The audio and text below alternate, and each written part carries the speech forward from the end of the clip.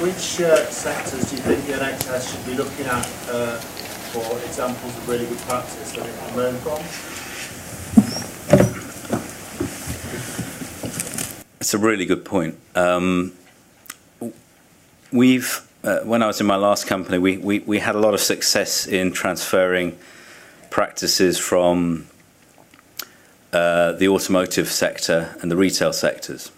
And we're talking about logistic processes. What's quite interesting is, that was sort of 10, 15 years ago.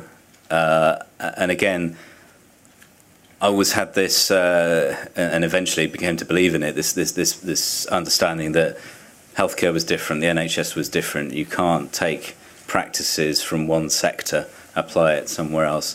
And I listened to that, and I understand that. I also went to a conference last year, which was all around productive operating theatres, which was extremely interesting. And basically, you had surgeons and anaesthetists, exclusively NHS professionals, clinicians, standing up, and they were talking about logistics practices, and they talked about nothing else. They talked about how you manage inventory. They talked about measurement. They talked about communications. They compared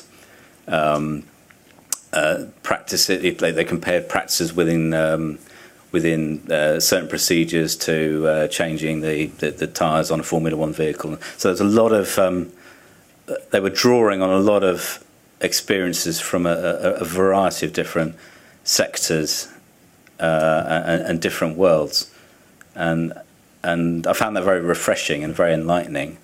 But also what I found quite ironic, I suppose, was the fact that you've got organisations like DHL that make their money out of learning that stuff from organisations like Ford and Toyota and whoever it happens to be, and then doing that stuff well and efficiently, economically, over a long period of time, and it becomes second nature to those people. Those processes are second nature and embedded. The ability to change becomes second nature and embedded. And here you had brain surgeons that were standing up and talking about the self-same thing as though they were revelatory sort of Damascene moments. And I thought, well, I can see why, because these people are, performing daily miracles.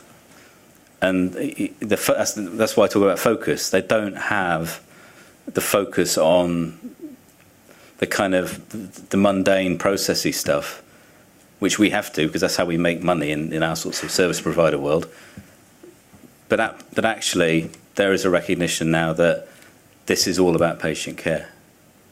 So I think the NHS, I get that sense that it is looking across the piece for those sorts of answers and insights. Back. Hello. How do you facilitate that everyone uses the correct and the agreed terms when they're inputting data?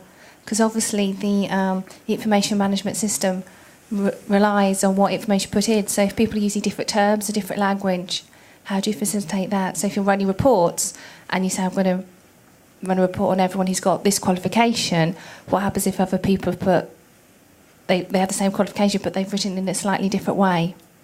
I think that's a bigger issue, to be honest. I think what I'm trying to look at is, let's get some information. I think then when you want to drive standardisation, I mean that's not something necessarily that we would facilitate. I'm not suggesting we would never do that.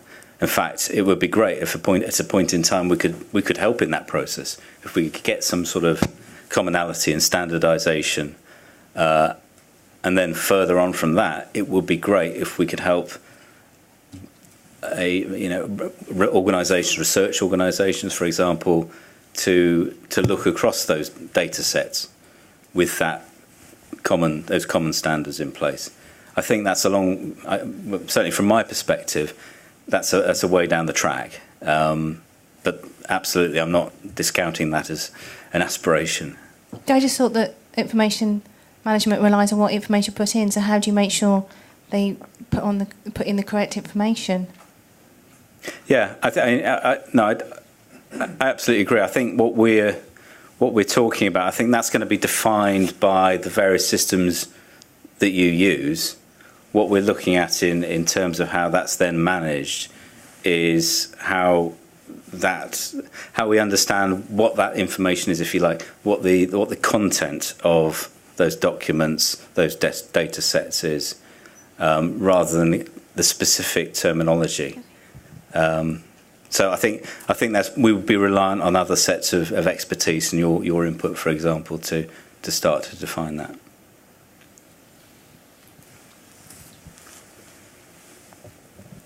Thank you very much for very interesting talk. And Thank you. actually, my question is related to her, because you have talked about the cost cut about the usage of eHealth, but on the other hand, all the worker have to learn the ability of managing of these eHealth, and that might cost about the learning process, but it doesn't include about your kind of analysis. So do you happen to know kind of estimate figure about how much it actually would cost to train those NHS workers to be familiar with these in the development of eHealth?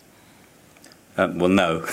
It's a simple answer. Sorry, I don't do the answers. I think what I'm very keen to do is, I mean, I've got a sort of I can make a qualitative assessment. I think I can understand some of the challenges and the gaps and the opportunities. What I'm very keen to do is more research. As I say, I'm new into my role. I'm starting to understand what information management within the NHS looks like. And what I'd like to be able to say, and we'll commission some research to do this, is what that means from a value perspective. So what value we can release, and then we can start relating that to some of these other initiatives. I think that's a bigger piece of work. But I'm clear that we do need to start talking in value terms. We do need to. I can't look at my organisation and say, well, we can provide services, and those services are going to cost X. If I can't then say, well, that's going to release this benefit, or it's going to help you implement this solution, which is going to have a value to this organisation. So that's work that will be ongoing. So in a year's time, I want to be back actually talking through a more deep-rooted analysis of what it means from a value perspective. My name is Denny Morrison. I'm from the States. I'll be presenting later today. Hi. Just to comment on the previous question, first, I don't think the states are as far along as you might think, and we'll talk about that later today. But in answer to the previous question, our experience was I ran a behavioral health care organization. We've been paperless since 2003, and the return on investment we got was roughly equivalent to the cost of implementing it. We really didn't see huge savings relative to the cost of implementation, both the software and the training. But what we did see was higher quality that resulted, and better risk management, because we now had, at the very least, legible data that we could read, which is a huge cost and risk, as you know. But maybe more importantly, we now had data that was actionable, that we could start doing things with. The question the lady asked about data integrity and how do you standardize the data sets, that is the key principle that the states are really relying on, since it is multiple vendors and multiple organizations implementing EHRs and health information exchanges across the whole United States. The way in which we will be able to communicate is by standardization of data sets, one called HL7, another called SNOMED, that will allow any vendor who builds an electronic record or product to be able to communicate with another. Not unlike what happened in the financial services business, where your automated teller initially would work only with your bank. Over time, by definition of standards, I can go to the bank here in London and pull money out of my account in Indiana if I had any. So I think really the data standardization issue really is the tack that the states are taking to help make this interoperability occur.